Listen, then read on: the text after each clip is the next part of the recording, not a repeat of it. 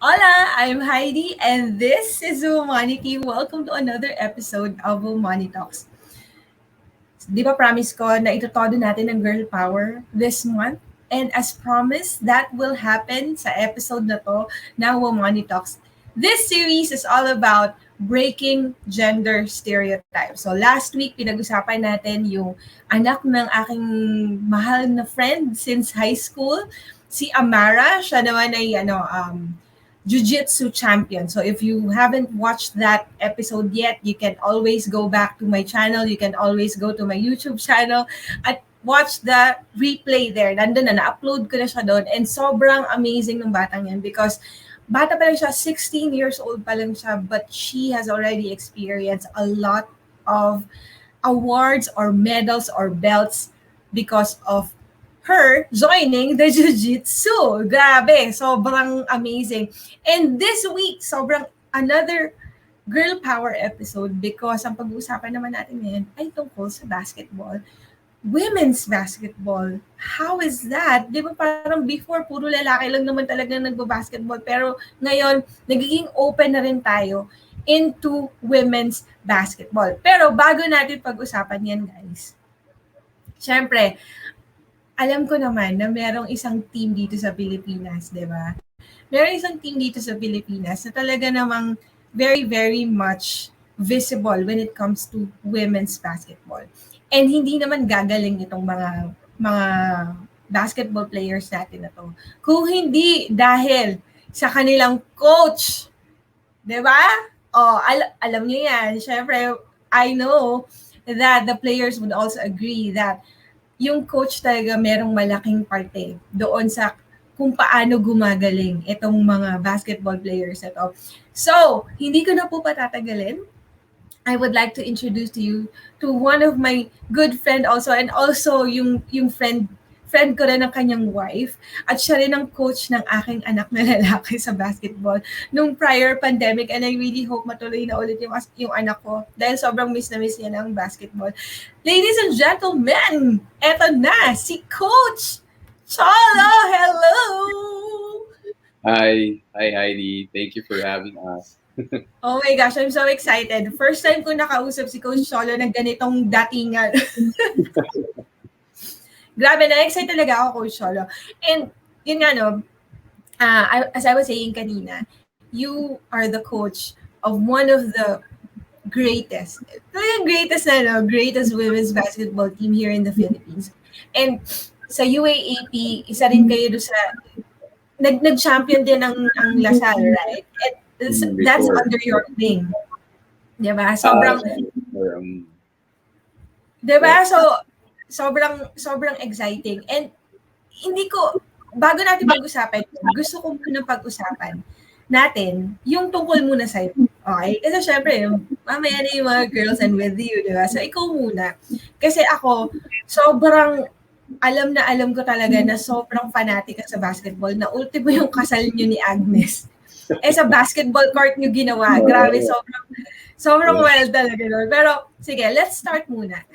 How did you get into the sport? Ilang taon ka noon nung nahilig ka sa basketball? Pag-usapan muna natin yan. I started mga around grade 4. Actually, dito lang sa village namin. For you to have friends dito, kailangan matuto ka mag-basketball eh. Kasi before, we didn't have gadgets. We didn't have yung mga like today na cell phones or internet that everything you want is inside your house. You need to go out to socialize, to make friends. And basketball was one of the things na you need to do to gain friends. So I started from there. And then I didn't have any organized or systematic way of learning. I just went to the village courts, and then just learned from there. Even until now, yung mga friends ko from our village are still my friends. So I really learned a lot from them. Not really that organized like what I'm doing with my camps, but before I was just copying yung mga moves ng mga friends ko, and then I was the youngest back then. So I tried to mimic their moves and then tried to use their moves. And then um, after nun, I went to Colegio San Agustin, yun nga, and then played for the varsity there. And then eventually I got recruited by La Salle. I played for for the Green Archers in the UAP. Won several championships, and then for my last year, I won also in finals MVP. Um, and then eventually, I was drafted in the PBA. Oh! I played there for for about Anong team nga 3 sa years. PBA? Air 21 Express. I played for Air 21 Express and then Burger King for several coaches like si Coach Yang Giao, Bo Perasol, those coaches, and then pero before I was coaching already. When I was playing in the PBA, I was coaching already sa developmental team ng Lasal and also yung UAAP team nila. Um, so that's how I started playing basketball. So, ang exposure mo talaga is yung basketball ng kalye, no? Oo, Which kali is na. more intense, di ba? Oo. Kasi Oo, kasi at that time, walang foul-foul pagka, ano, di ba? oo, mas intense yung mga larong kalye kasi hindi mga larong mayaman yung mga laro kasi mga kung medyo mga larong mayaman, medyo wala masyadong sakitan Pero from where I learned playing basketball, talagang from the streets and walang ibang way to learn is to really immerse yourself kalaban yung mga like tricycle drivers or kung sino man gusto mo yung makapagpustahan or anything. So ganun. Which makes the exposure more exciting because extreme di ba? From kalye exposure to something Mm, na talagang paano ba natin tinatawag? Hindi siya basic yung kung paano talaga nilalaro yung basketball on a professional oo. level. Oo. Actually, I learned everything. Lahat ng jargons or terms. I learned everything dito sa Lasal when I was playing for Coach Franz Pomaren. Before, I just knew how to shoot, how to dribble, not really know that much mga plays or defenses. But when I played for Coach Franz, I learned a lot from him. Even now, I still apply the things that I learned from my college coach. Nice, nice. And yung drive to coach, when did that hit you? Kasi di ba, yung mga ibang basketball players kasi, hindi naman lahat ng basketball players gusto nila mag-coach in the future, di ba? Pero Uh, ikaw, you really want, parang sa kwento mo kasi, you really wanted to coach. Kasi kahit naglalaro ka, nagko-coach ka na sa Lasal. When did that oh, happen? actually, wala talaga sa plano ko mag-coach.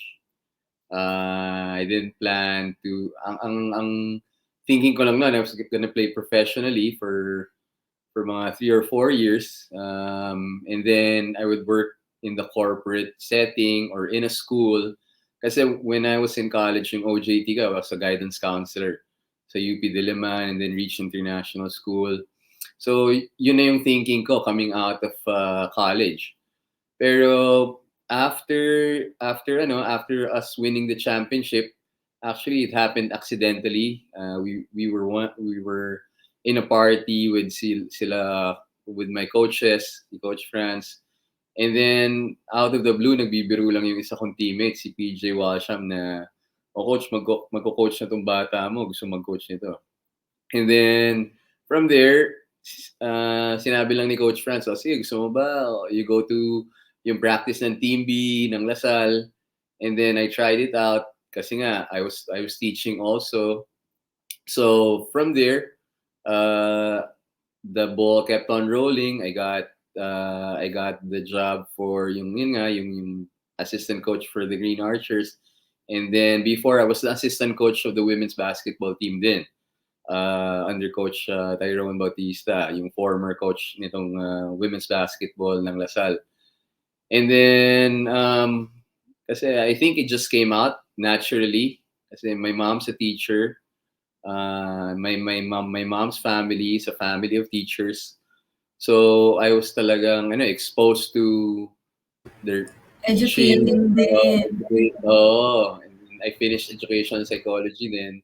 So I think, it was destined talaga for me to teach the game na helped me a lot, gave me free education and the opportunities that I have now.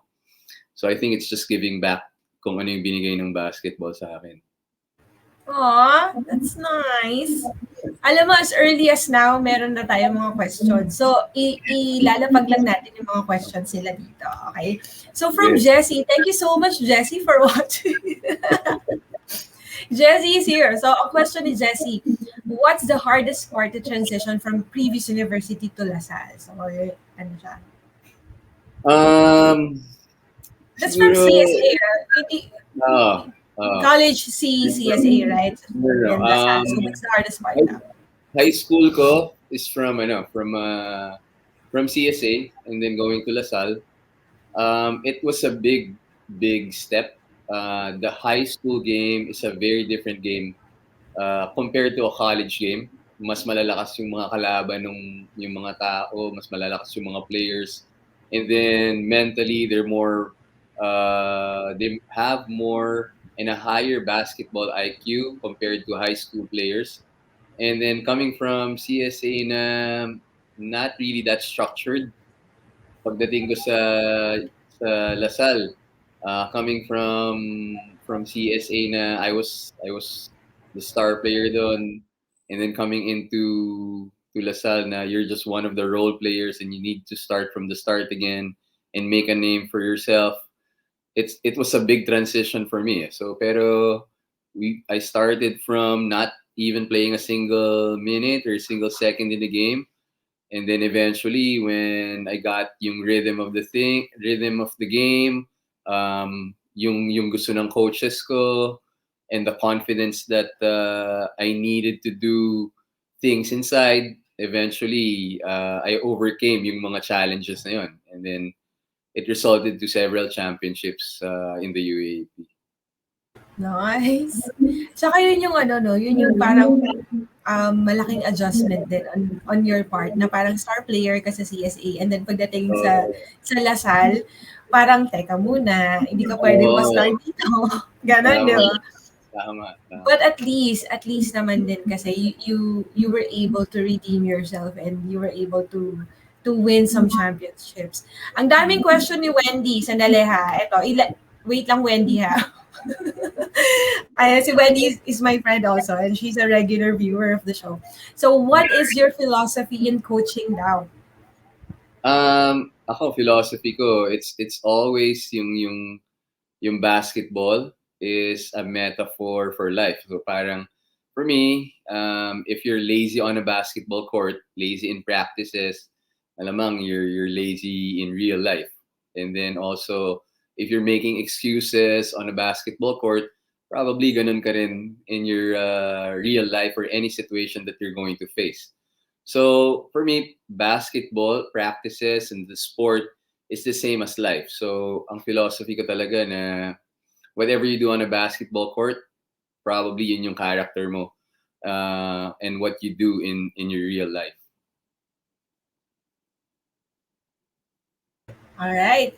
Sige, Wendy, ang dami mo question. Pero i-hold natin yan because I want Coach Cholo to answer those questions kapag nandito na yung mga girls. Okay? And speaking of the girls, ipasok na natin itong mga star players natin. Yes. Okay. Ladies and gentlemen, let us all welcome. Okay. Power forward, Miss Jo Arcega. There you go. Hi, Joe. Hello po. Ayan. Okay, so iwag na natin patagalin. Pasok na rin natin ang shooting guard, Lee Sario. Hello, Lee. Hello po. Good evening. Good evening. And of course, the point forward, Marga Jimenez. Yes. Hello. Hello. Oh my gosh. Na-excite ako makita kayo. As I said, this is the first time na sobrang dami nila sa screen ko ngayon and I'm so excited. Okay. Okay, since nandito na mga girls, okay, tatanungin ko muna sila. Gusto ko naman malaman, kasi nalaman ko yung history ni Coach Cholo, no? So, kayo naman, gusto ko naman kayong tanongin nitong mga questions na to. So, growing up as a child, what were your interests? Was it basketball kaagad? Or when you were a child, iba naman yung mga trip nyo eh, pero towards the end or as you go along, parang nagbabago na siya. So, sige, umpisahan muna natin kay Joe. Siguro nung bata, actually, hindi ko talaga inaano yung basketball. Hindi ko talaga siya alam. Parang mas ko sa, medyo girly ako talaga nung bata talaga ako. More on mga kitchen stuff, yung mga luto-luto, gano'n. And mga mga Barbie, yan. Actually, may collection ako ng Barbie. Yan. Until now, nandiyan siya. Wala siya. Yeah. Naiya siya, sabi niyo. Tapos yun, eventually, I think nung grade 1 ako, parang kasama ko yung best friend ko, nakita ko na may naglalaro dun sa basketball courts. Parang na-curious kami. Pinuntahan namin. Tapos yun na. Hanggang sa tumagal na nahiligan ko na. Tapos, and dito na ako. Yung mga naglalaro na yun, lalaki or babae din? Lalaki. And you played with them during that time? Oo. Tinuruan niya kami nung time na yun. Tapos parang ang pinahawak niya pa sa amin, parang bola ng volleyball kasi parang masyadong mabigat para sa amin yung normal size na ano. And how old were you? I think mga 6 or 7 ata. 6 or 7. And then, since then, hindi ka na lumingon sa Barbie? Ay, di na. Natakot ako sa Barbie.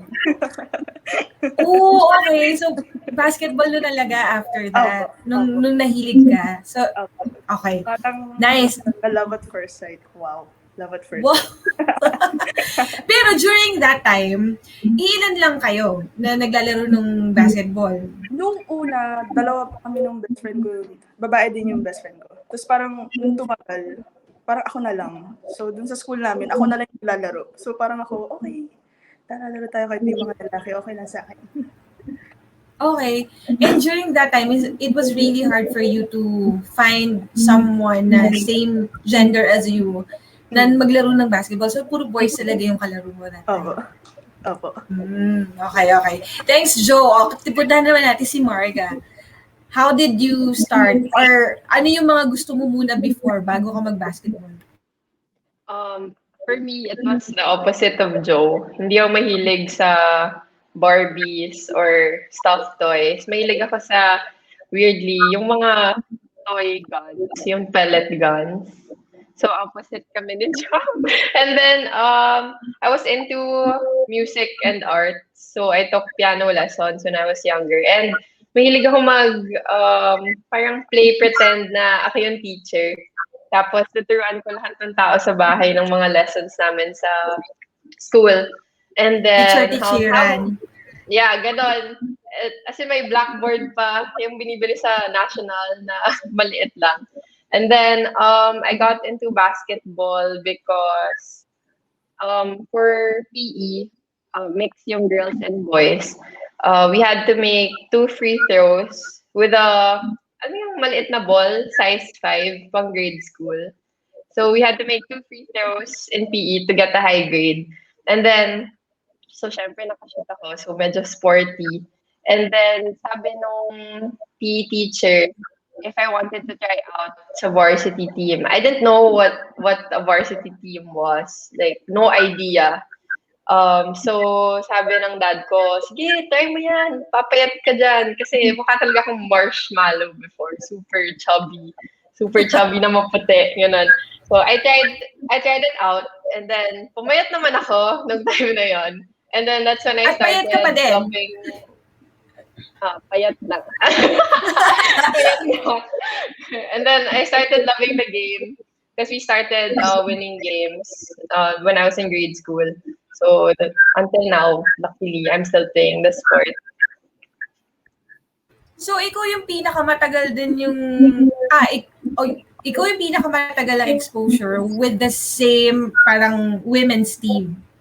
Kasi si Joe, 'di ba? Si Joe kasi no choice, puro boys pa rin talaga yung mga kalaro niya, so siya lang yung babae rin. So ikaw, you have been playing with all girls talaga ng basketball. And then opposite nung kay Coach Cholo, because I started na organized basketball agad. Like from my coach talaga, hindi yung sariling diskarte lang na laro. Basta makashoot, ganun. Yes, and most of my teammates yung grade school, halos same lang din when I went to high school. So nag-iba lang siya nung nag-college na ako. Nice. All right. So let's go now to Lee. Paano naman ang history mo, Lee? Ako naman, growing up kasi parang I was this kind of timid child na parang doesn't like to interact with other people. Parang hindi ako masyado nakikipaglaro with other kids. Parang yung hobbies ko, parang naging limited lang siya sa like with my siblings, with my cousins. So, ganun lang. Like, hindi din ako masyadong into yung mga toys, ganun. Kasi, kung ano lang yung meron din sa amin, like parang we just maximize kami ng mga siblings ko, we just playing. And then, yung nakikita kong mga laro before is like, yung parang may money involvement, like yung magka-cashier, ganon. Or minsan, na-mention nga ng mom ko na parang, dati daw gusto ko daw maging doctor, ganon. Kasi parang ang dami daw money, ganon. So parang, more on parang nag-organize ng money and stuff. So, yun. So parang hindi din ako masyadong nakikipaglaro outside kasi when I was little pa. So, yun. More on with my siblings than my cousins. Okay. Ikaw, Lee, ilan kayong magkakapatid? 4. Pang Four. second. And then, ilan kayong babae sa magkakapatid? 3. Tatlo. 3. Isa lang yung lalaki sa inyo. Joe, ikaw, ilan kayong magkakapatid? Dalawa lang po. Yes. Dalawa lang. And both are girls or boy isa? Boy po yung isa.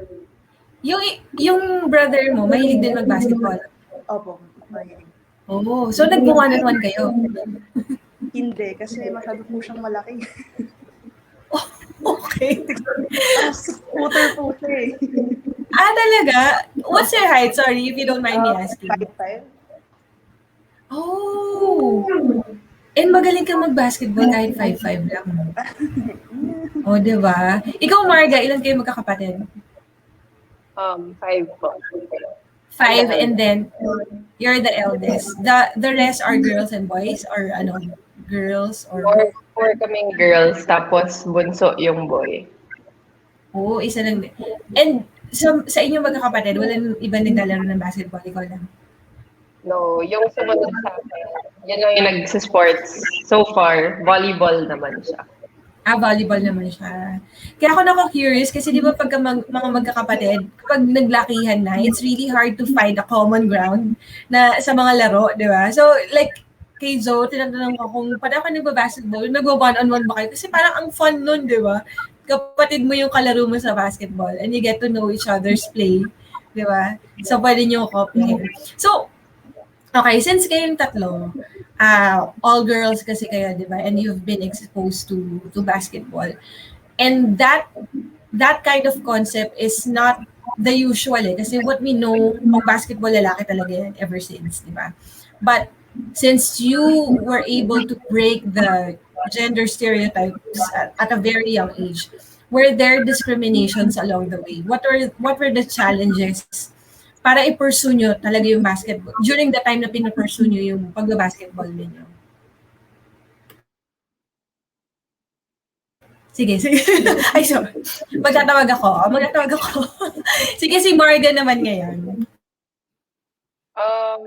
Well, I grew up knowing na normal lang naman for girls to play basketball. But then, I would always hear na pag naglaro ng basketball, magiging tomboy ka, or, di ba, pang lalaking sport lang yan. Like, ba't ka naglalaro ng basketball? Even when, actually, when I was in Zabel, normal lang na naglalaro ng basketball ang girls. Like, it was common.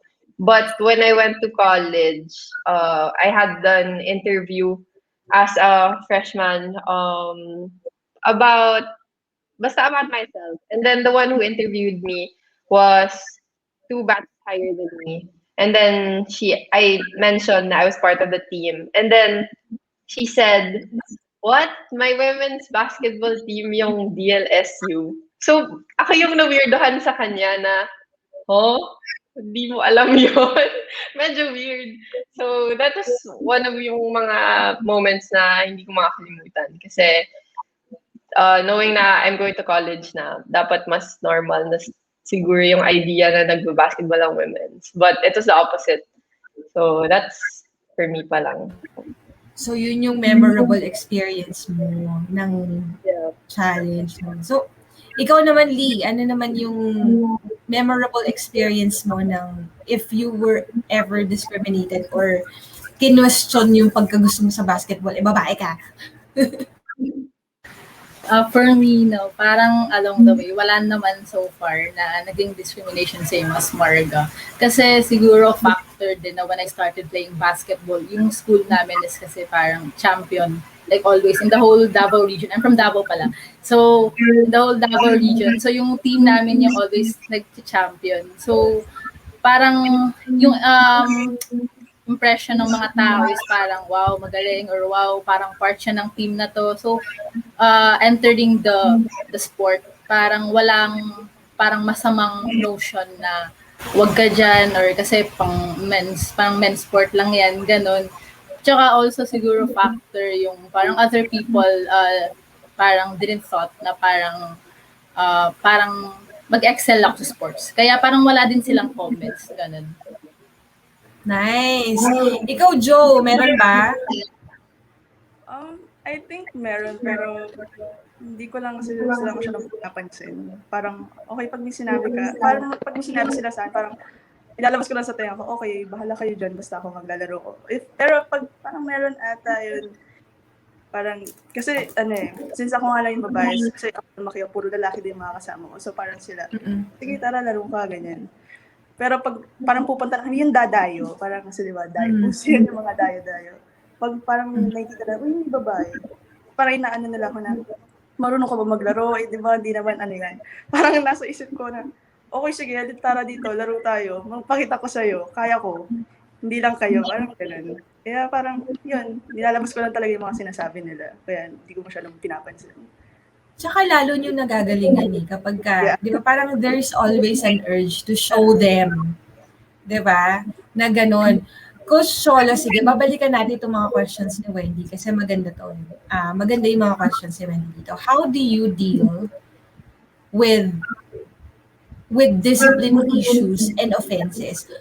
Before mo to sagutan, Coach Cholo, ano yung, kasi you had the experience to coach a all-male group, diba? Parang boy band, no? All-male basketball team, right? And then you also had a chance to coach these girls. Mm-hmm. What is the difference? And then follow-up question, how do you deal with discipline issues and offenses kapag ka dun sa mga team mo ngayon? Actually, the main difference between a women's team and a men's team, yun nga, yung sinabi ni Marga, some of them don't really have the experience on how to, for example, do certain things in certain scenarios of the game. So, for example, my job is to explain to them na if this happens, itong scenario na to, for example, this ball screen happens or this back pick happens, ito yung kailangan gawin. And you need to teach them na every detail na ito pwedeng gawin to. Pero for a men's team kasi masyadong exposed yung men's team na they can play anywhere they want. There's no discrimination. Pag girls kasi, yung boys minsan ayaw makipaglaro on the streets, yung mga kalsada na games, ganyan, minsan di sila nakikipaglaro. So yung exposure ng women's players is very limited. Pero for the men's team kasi, yung exposure nila, kahit saan sila pwede maglaro eh. So they experience a lot of scenarios within the game. So kaya nilang dumiskarte ng sarili nila. Although may mga women's basketball players naman na kaya yun, pero most of them, limited yung experience. That's why you need to teach them, ito yung kailangan nagalaw for this certain scenario and this is the kind of counter move that you need to do pag ganito yung nangyari. And once you once you teach those things, alam naman nila na ito yung gagawin ko sa ganitong sitwasyon eh. May mga iba lang na, for example, mga tinuro mo, mga 7 seconds pa lang, nakakalimutan na nila. So, kailangan paalala mo lang. Girls, ano ba yan? may mga players akong ganun eh. So, kailangan mo lang pakilala lang ulit na ganito yung kailangan nilang gawin. And then yung question ni Wendy, how do you deal with discipline issues? Wala, it's the same thing for men's and women's. It's the same thing. If mali, mali yun. If tama yun, tama yun. Hindi naman, itong mali na to, pang babae lang eh. Or itong tama na to, pang lalaki lang eh. So, it's dealing the same way if they made excuses and you think na they could have done something to do whatever needs to be done. Babae man o lalaki, it's just a bad habit. So, pareho mo pa rin kino-correct yun eh. Pareho mo pa rin tinuturo kung ano yung tama eh. So, walang difference from a men's team to a women's team in regards to discipline. Ang late, hindi naman, ang late, hindi... Walang gender. Pag lalaki, pag late, okay lang. Pag babae, hindi. Walang ganun eh. Pag absent, ganun din. So walang Pag may attitude ka, lalaki, babae, pareho lang din yun eh. So, there's no really difference between disciplining mga men's team and women's team. Discipline is the same for all genders. Great. And ito, question ko naman dito sa tatlong ladies. How is Coach Cholo as a coach? Heidi, papaalala ko, meron kami may practices pa kami online eh. So, kailangan sabihin nila. Kasi kung hindi, natakbo lang sila pagdating sa online training namin. Sige, magsasabi na kayo. Ayusin niyo yung mga sagot niyo, girls. Gusto niyo ba sagutin, girls, or next question na tayo? If okay lang po, next question na lang. Baka po may madalas po isa sa amin mag-suicide po sa online. Medyo nakaka-stress din po kasi yung online tumatakbo. Kung pwede lang po mag-lag, di ba? Yung naglalag. Kaso hindi po pwede. Pero... Ayan na. Si Joe, simpleng rin siya eh, no? Medyo mahirap po talaga yung training pag online ngayon. So, ibig sabihin, nahihirapan siya sa training. Mahirap po talaga pag po pinapatakbo po kami bigla-bigla. Yung mga ganun po. Online training po, tumatakbo po kami.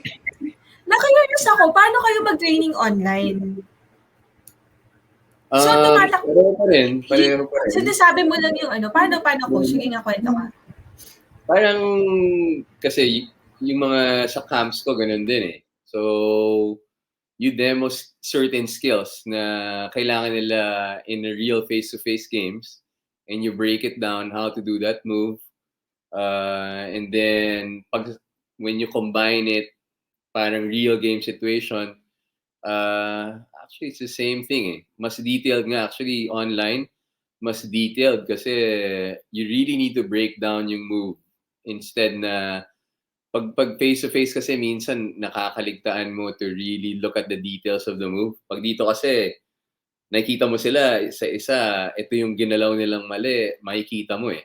Pag face-to-face kasi medyo general yung magiging itsura niya, hindi siya yung per screen. So it's more detailed. Saka may blocking kasi pag in person eh, di ba? Merong natatabunan, merong May nakakapagtago. Dito kasi hindi sila makakapagtago dahil lahat sila may tig-iisang screen. It makes sense because I think most of the parents din, yung mga nagpapatrain ng basketball, that's also one of the dilemmas right now kung bakit hindi nila ma-enroll. Ako, hindi ko lang ma-enroll because wala kaming lugar dito sa condo talaga na maliit lang talaga yung space. Pero I think for those parents who have hesitations on enrolling their kids to online basketball classes, is baka nga kasi iba yung nangyayari kapag ka, di ba? So it's good that you point that out. I think hindi lang talaga ma-imagine how can you teach basketball skills in an online setting. Pero it's the same pa rin. The way you teach the game, it's the same. I think it's more detailed. Mas mabe-breakdown mo yung mga moves. And mas matututukan mo yung bata compared to sometimes yung face-to-face sa sobrang dami. hindi mo na rin natututukan isa-isa eh. So, it's just about imagination kung paano natuturo yung game online. Galing. Okay, so I'm reading the comments dito sa comment section natin. Medyo na-bother ako dito sa sinabi ni Keith. I'm so sorry na wala sa isip. Hindi ako naka-maroon. Dapat pala nag-green ako today. Nakakahiya naman. Thank you, Keith. Pero sorry na, hindi dapat ako pala nag-maroon. Dapat naka-green pala ako ngayon. Ayan. Si Jessie, ayan, I love Barbie. OMG, I love Barbie. Ayan. And I would also like to say hi to Tino Constantino. Cholo, this is for you. Cholo Villanueva played for La Salle, Tiga Merville Park subdivision like me before. I don't know if he still resides there. Ayan. Okay. And another one from Camille Claro. Shout out daw. Shout out din sa mga pinaka-favorite kong patakbuhin dati. Camille Claro. Good evening. Ayan, nanonood siya. And another, I think this is, he's from, Andre is from La Salle also. Ayan. Oh, and sinabi niya, Camille Claro, sino favorite player mo, Coach Cholo? Lahat eh. Lahat. Pantay-pantay lang lahat eh. Walang favorite eh. Pero at least sinabi niya na Camille na isa ka na sa favorite niya. Ayan. And then, from Rolito Bravo, miss you all. Bakit kayo natawa? Na ano naman ako? Ito kasi si Rolito Bravo. Ito yung number 1 fan talaga ng women's basketball team ng La Salle. As in every game, he's there watching yung games. Minsan nga katabi pa namin yan, nandun lang sa likod. Nag-cheer talaga yan. Talagang avid fan ng team namin yan eh. So kaya natatawa yung Nice. And of course, nagko-comment din ang DLSU Lady Archers best coach in PH talaga naman. Siyempre. Ayan, love you, Coach. Ayan. And then, from Catherine Malarde, miss you, Coach. Player din siya from Ako rin sa mga favorite niyan, tatakbuhin before. Kaya, na-disiplina ng tama. Maganda na trabaho ngayon.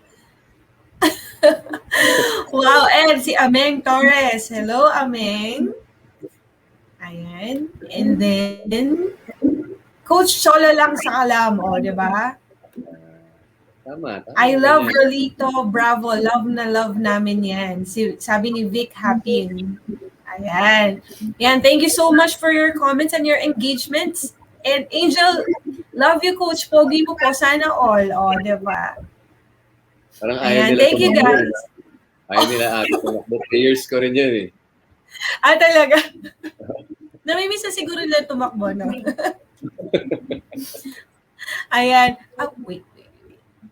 Hold on. Ayan. Okay. May napindot ako. Ayan. Okay. So, moving on. Let's go na. Eto na. Magpapag-game na tayo. Okay. Etong game natin na to. Tinulungan ako ni Coach Cholo dito sa game natin na to. And this is so exciting because we will get to know you girls deeper. Yes. Gusto niyo ba yun? Parang may kinabahan. Okay. Parang may kinabahan. May kinabahan. Okay. Meron akong sasabihin na word or meron akong sasabihin na statement. And then, sasabihin nyo, ako yun. Okay? Kung hindi nyo naman aaminin, pwede nyo ituro. Diba? Pwede nyo ituro. Kung alam mo, si Joe yun, pero in denial siya. Pwede ituro ni Marga, si Joe yun. Ganon. Pwede natin gawin yun. Sorry na guys, medyo may tissue ako kasi ini-allergies ako ngayon. Pero, ayun. Okay naman. Hindi naman ako masyadong mawa. Ayan, okay. So, Kerry, ganun yung gagawin natin. So, meron ako sasabihin ng mga statements. And then, sasabihin nyo, ako yon. And then, ang mangyayari pa is, ang magpapaliwanag dito, si Coach Cholo, kung bakit niya nasabi. Pwede rin kayo mag-butt in, pwede rin kayo magbigay ng mga inputs nyo para patotohanan yung statement na yan. Alright? Okay. Simulan na natin. Number 1. Manliligaw na 7-footer. Sino yung may manliligaw na 7-footer? Ang taas naman nun.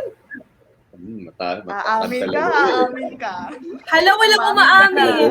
Ano to? Matangkad talaga yun. Ayaw umamin. ka. O, ituro nyo na. Ituro nyo na. Wala kasi dito. Ha? Baka wala na dito. Nanonood ba siya? Hindi natin alam kung nanonood siya. Hello sa mga 27 million viewers natin. Baka nandiyan siya sa nanonood, ano? Okay, sino to? Uy, Talaga ayaw ba? umamin. Ituro nyo na. Kung hindi si Coach Cholo magtuturo dito. Ano ba tinuturo? O, Coach Cholo, ikaw na magturo. Ayun, magsasalita Si ano na yan? Ganun lang. Sabi niya, si ano yan? Ganun. Ano yan? Si point forward. Point forward. Marga. Oh my gosh, Grabe Marga. naman. Pwede mo ba kaming kwentuhan tungkol dyan?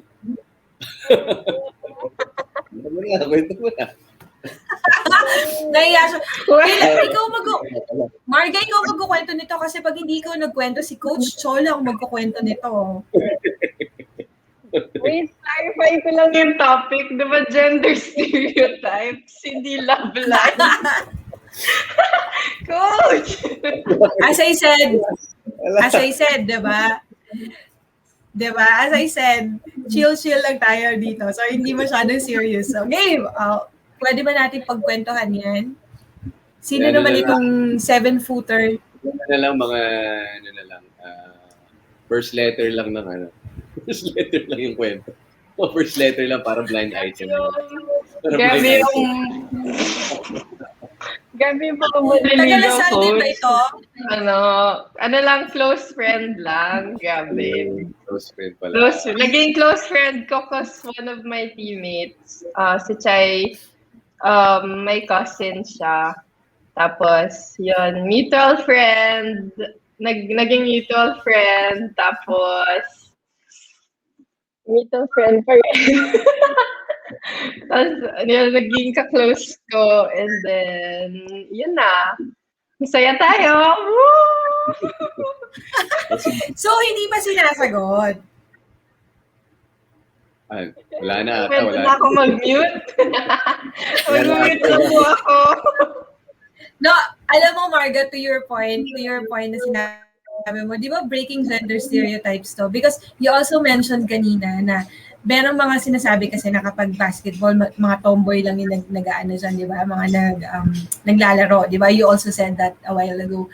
But this proves that hindi mo naman kailangang maging tomboy para maglaro ka ng basketball because ikaw, you're entertaining suitors, di ba? And somehow you're having relationships naman with the opposite sex. And that's ultimately fine. And hindi lahat talaga is iba-iba yung preference when it comes to this kind of topic, right? So, nai-relate pa rin natin yan sa gender, di ba? Naputol ba ako? Parang lumabo yung signal ko. I hope I got that straight. Okay. Next. Ayan na, ito na. Next na tayo. Masama ang laro ng game na pinapanood ng mga Lasal coaches nung nire-recruit. Sino yan? So, nung nire-recruit pa lang siya, siguro try-out game to, no? And then, puro Lasal coaches yung nanonood. So, super flop yung game niya. So, sino yon? Na-conscious ata siya. Na-conscious. Sino tong na-conscious na to? Kaya na, natatawa na. Mukhang alam niya na siya yun. Pero ayaw pa rin umamin. Ako buwata yun. Tell us about it, Lee. Tama, ikaw nga yun. Tama yun. Sige, anong nangyari? Kwento mo yung bumawi ka. Paano ka nakabawi? Ano yung ginawa mo? Kasi palarong pambansa yun sa Antique, if I'm not mistaken. Nung nanonood yung coaches ng Lasal, sila Coach JR, sila Coach John, parang inaantay ko talaga yung Lasal na mag-scout sa akin kasi nga dream school ko. So nung nakita ko sila, parang nag-iba yung laro ko, parang ang pangit ng laro ko, nag-airball yung 3 points ko. Parang wala talaga, tapos natalo pa kami, natampakan pa kami, tapos parang malungkot na ako sa gilid. Sabi ko na wala na tong chance. Ayoko na, tigil na ako, wala na tong chance. Tapos nung pag-uwi namin sa quarters namin, sabi ko, ay hindi, may chance pa to. Babawi ako bukas. Tapos yung katawan ko, pagod na pagod sa games. Ang ginawa ko, naglagay ako ng isang bote na omega sa legs ko. Sabi ko, babawi talaga ako bukas. Babawi ako sa next game namin kasi sure ako na manonood pa sila. Tapos mga 8 p.m. tulog na ako, gano'n. Ito sabi ko sa mga teammates ko, wag niyo ako istorbohin kasi bukas baka manonood yung Lasal ulit. Matutulog ako ng baga, babawi ako. Hindi pwede, gano'n. Hindi ko papalampasin yung chance kasi after nung game na yun, nung nagka-bad game ako, parang wala hindi sila lumapit So parang manood lang, so baka nag-observe, ganun. Tapos pinagdadasal ko sana bukas, bumalik sila, ganun. Tapos mabuti naman, nung kinabukasan, nung next game ko, nakabawi naman ako. Tapos ayun, parang kinausap na and all, ganun. Tapos parang wala na, ano na. Di pa nila ako nilapitan, okay, committed na ako sa inyo. ganun ako karupok sa Lasal, marupok ako sa Lasal. Because you wanted it so badly, di ba? Kaya parang na-excite ka nung unang tryout. Nako, yun talaga, no? Buti na lang talaga nagkaroon ng chance. And I really believe na everything happens for a reason. So, buti na lang nanood pa din sila the next day. Di ba? At nabigyan ka talaga ng chance that time. Okay. Ito na. Siyempre, alam niya na siya to. Pero hindi niya alam kung anong topic ito. Marupok sa pag-ibig. Alam ko senior ko siya, pero ilalaglag ko talaga siya kasi yan yung tinataas na yung bandera ng karupukan ng team namin. So yung senior ko po, si Arsiga. Talagang tinuro na si Arsiga. Arsiga, sige, magpaliwanag ka.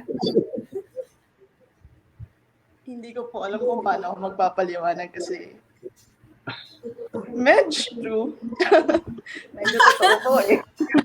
Anong scenario? Kahit po anong sabihin ko na hindi po ako marupok. 3 po sila magsasabi na hindi po totoo yun. Marupok po siya. Bakit magbigay ka ng example? Sige nga. Actually, hindi ko po alam ba't po nila ako sinabihan na marupok ako. Yun po talaga yung totoo doon. Hindi ko po alam kung saan po nanggaling yung marupok na yun. Kaya...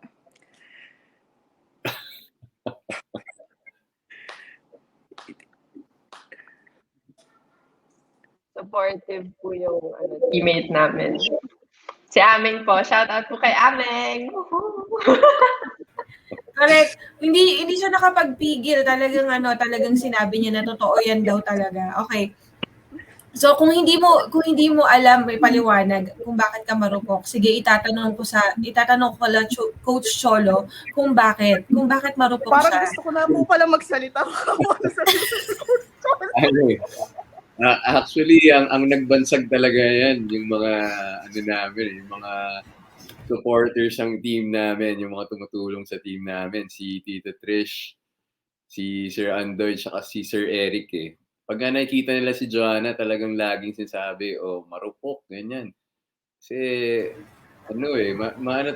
masyadong marupok sa pagmamahal to kasi masyadong mabait minsan to eh.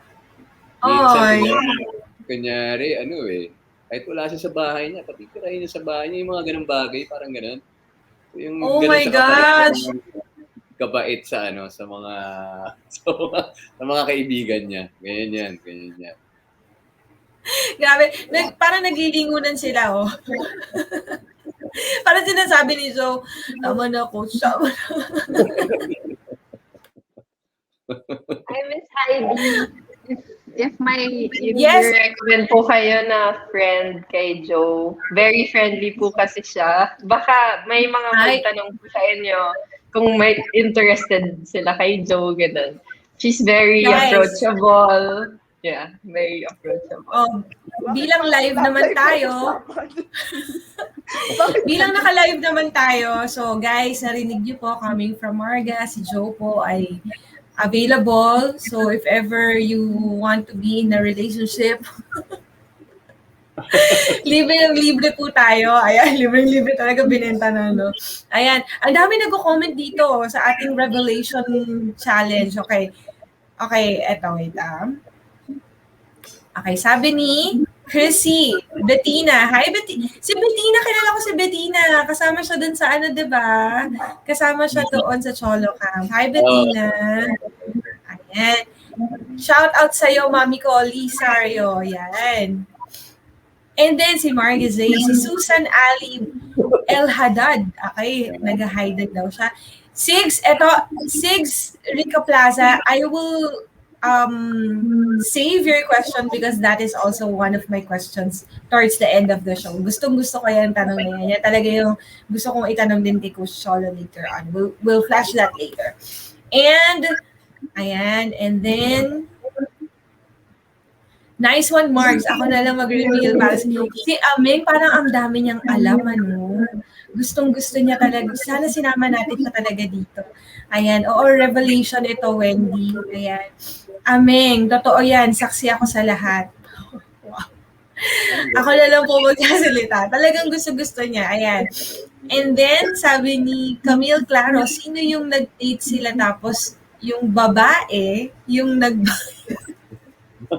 may additional na pa-blind items. Gusto niyo ba itong sagutin, guys? Sino ba to? Ayaw nila sagutin. Camille, ayaw nila sagutin. They would rather keep their silence na lang daw. Ayan, thank you so much sa inyong mga comments. Ayan. Okay, so we're done with the game. As I've said, lahat kayo panalo. I will be giving you each 100,000 worth of personal accident insurance. So, kayong tatlo. Ay, sasama ko na rin si Coach at si Agnes. Bigyan ka na rin yan. So, lahat tayo may prize. Yay! Ayan.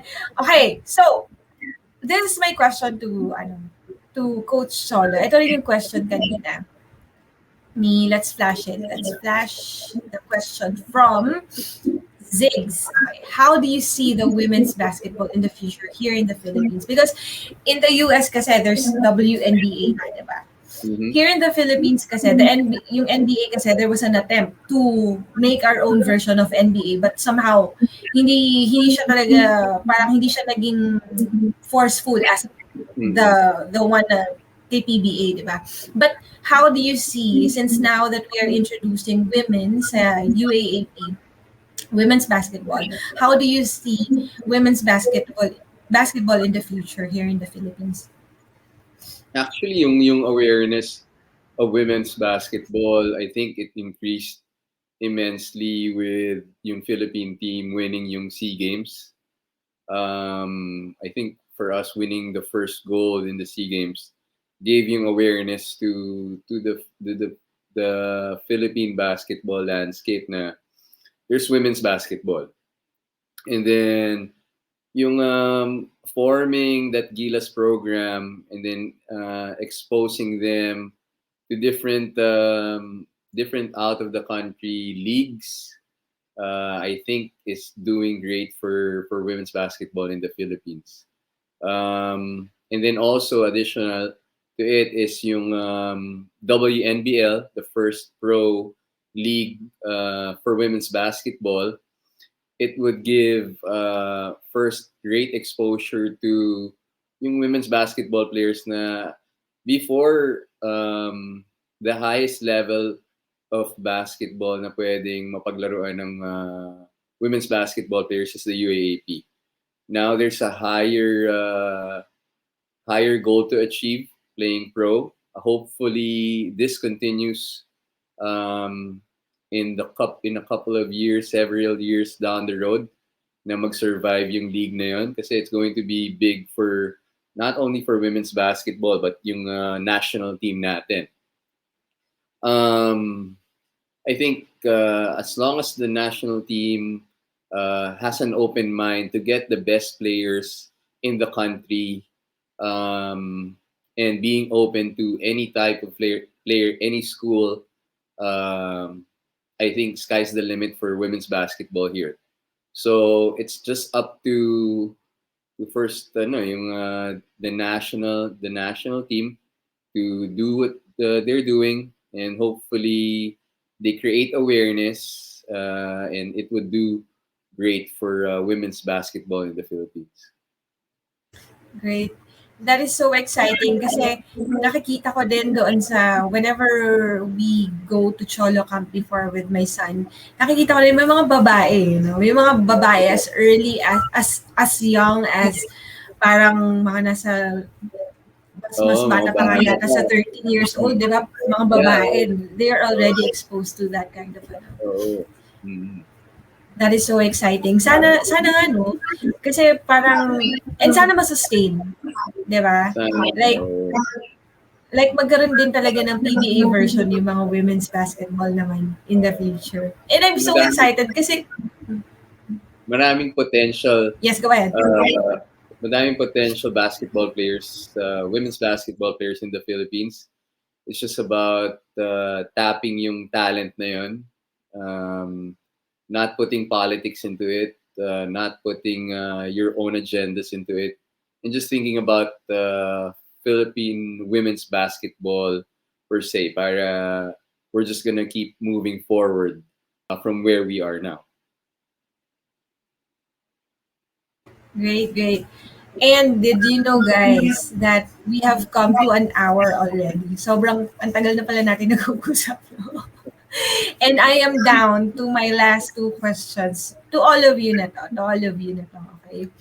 So, we have discussed kanina rin, na nasabi niyo na rin na somehow there's no gender stereotyping na rin kahit papano sa women's basketball because you've been exposed to this kind of sport and you haven't experienced any parang grave discrimination, di ba, when it comes to gender. So, it's totally out of the question. But what can you advise our female viewers and their parents? Kasi minsan may mga parents pa rin kasi na very traditional sila when it comes to kung ano yung pambabae, kung ano yung panlalaki, di ba? So, what can you tell them? Kung halimbawa yung mga anak nila, they are engaged, nakikitaan nila na mukhang basketball yung gusto kahit babae. Anong masasabi niyo? Let's start with Lee.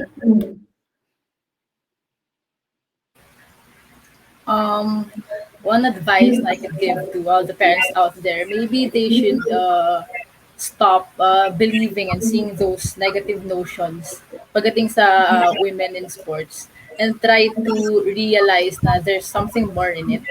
Parang there's a lot of great things na their children could learn outside ng yung besides dun sa mga skills like yung mga actual na nilalaro ng namin. Parang besides that, we also learn a lot of values, building good habits, improving our character, by playing this sport.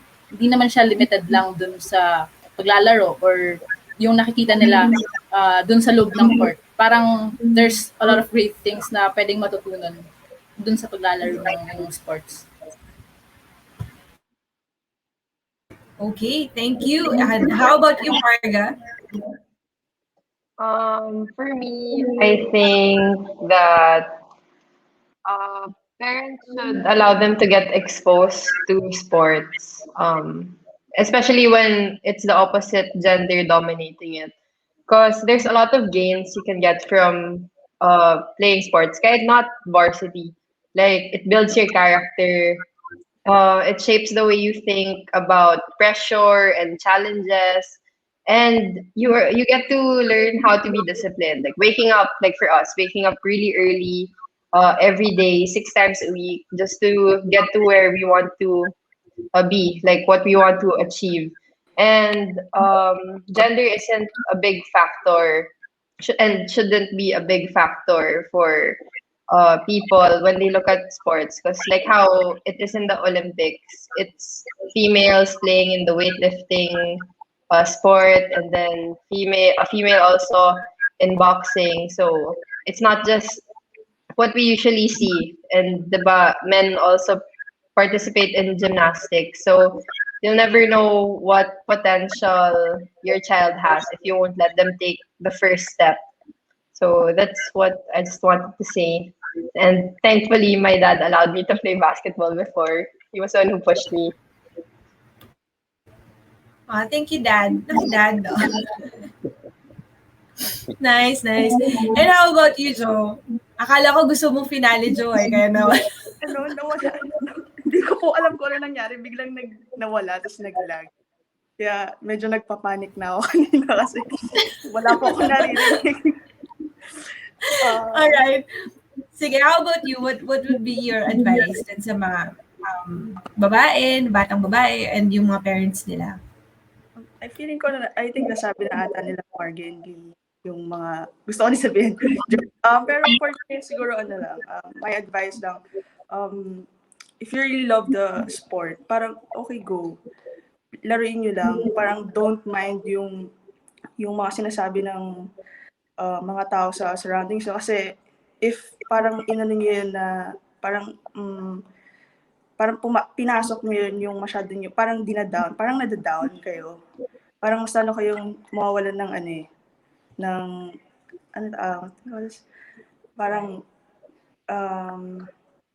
parang yung Motivation.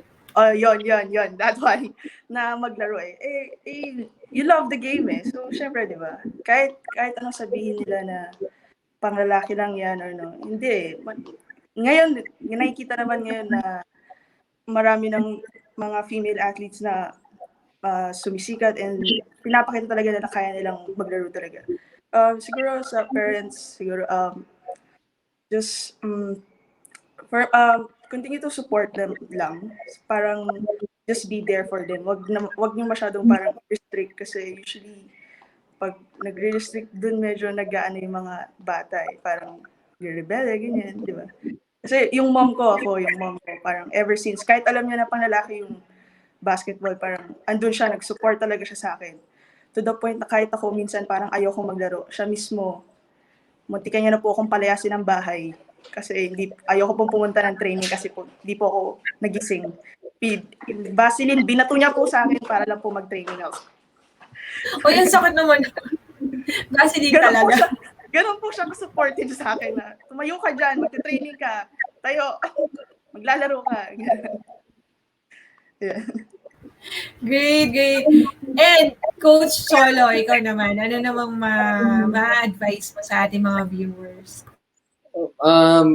Sa akin, just have an open mind on what your kids would like to do. It could be volleyball or anything or any sport. Kahit na, syempre, basketball, even if it's a male-dominant sport. Just like my players, they had their opportunity to have free education in one of the most prominent schools in the country just from playing basketball. So just have an open mind. Baka yung basketball or any other sports could be the way for your child or son or daughter to have a good future. And you never know. You just need to support them, expose them to whatever sports that they would love, and that's all you can do as a parent. And they might have the opportunity and give them a better life after playing the sport that they want. Thank you so much. Grabe. Ang ganda siguro ang pinaka-takeaway ko sa lahat ng mga sinabi ninyo is really just, if you're a parent, you just support your kids, di ba? And especially now, kasi di ba parang ang naging problema yung mga kids natin, ang tagal na naka-quarantine, so yung anxiety levels talaga sobrang kailangan ng outlet And somehow, kung ano man yung magiging outlet nila, be it basketball or whatever kind of sport man yan, kung feeling mo panlalaki man yan or panlalaki, just bigay nyo na guys. I-supportan nyo na. Kasi at this point in time, our kids deserve talaga the kind of support na kailangan nilang makuha dahil hindi nila deserve yung ganitong klaseng scenario na nasa loob lang sila ng bahay. So whatever outlet it is na makitaan nyo siya, na pwede siyang mag-excel doon, bigay na natin yon. And of course, if you are also a daughter or kung bata ka pa at nahihilig ka sa mga sports na ganito, push, push, push lang because sooner or later, you're gonna be like this ladies over here, di ba? And in the future ko talaga matuloy yung Women's Philippine Basketball Association na yan na talagang pinapangarap natin yan na para sa industriya natin na to. Baka you'll be part of that kind of industry also, di ba? Ang sarap mangarap, pero dati naman wala rin namang NBA eh, di ba? Wala rin namang PBA, di ba? Wala rin namang WNBA. But right now, everything is here, di ba? So, anything is really possible. Basta gawin lang natin kung ano yung kailangan natin gawin sa ngayon. Sobrang thank you, guys! Grabe! Nag-enjoy ba kayo? Oo naman. Thank you, thank you. Thank you for having us. Medyo grabe sila tatlo kinabahan sila, Coach. I really hope you had a great time, guys. Sobrang na-enjoy ko yung episode. And of course, yung mga viewers din natin, they were so engaged dito sa ating discussions. They were giving feedback also. They're asking questions. And sobrang ganda nitong episode na to. And I hope that in the future, when we get back dito sa ating episode, talagang ang layo-layo na narating ng women's basketball here in the Philippines. No? Thank you so much, guys. Thank you for being here. And guys, ayan, natapos na naman ang isang episode ng Breaking Gender Stereotypes series natin for this month. Next week, hindi ko muna ma-announce kung sino yung magiging guest natin for next week. Pero promise ko pa rin naman na itotodo natin ang girl power for this month. At next week, todo pa rin yan, guys. Huwag kayo mag-alala. Very, very excited ako. And i-reveal ko na lang kung sino yung guest natin for next week. Sana talaga lahat tayo maging open-minded na when it comes to these kinds of things. Sa panahon ngayon talaga wala ng lalaki, wala ng panglalaki, wala ng pangbabae. Kahit sino, pwede na i-immerse yung sarili nila sa kind of sport or sa kind of hobbies that they want to engage themselves in. So let us support each other because who will never know? No one knows, baka mamaya kung sino isa sa atin, di ba, maging pride ng country natin because we were able to support each other with this kind of sports. Okay? And with that, ayan, talagang ayaw tumigil ng allergy ko, guys. Lalo siyang lumalala. Na, just to let you know, na-miss ko kasi ang balot, no? So, tinira ko yung balot na dala ng asawa ko. Ang dami kong kinain balot. Kaya ito, nabigla siguro yung katawan ko. Kaya ayan na siya. Okay, anyway, it was a very, very memorable episode again for me na makasama ko dito sila Coach Cholo and of course the girls, Lee, Jo, and Marga. Until next week, guys, we're going to break another gender stereotype sport. And lagi niyong tatandaan, and don't you ever forget that don't be afraid to be the empowered woman that you are destined to be. Bye, guys! See you next week! Bye!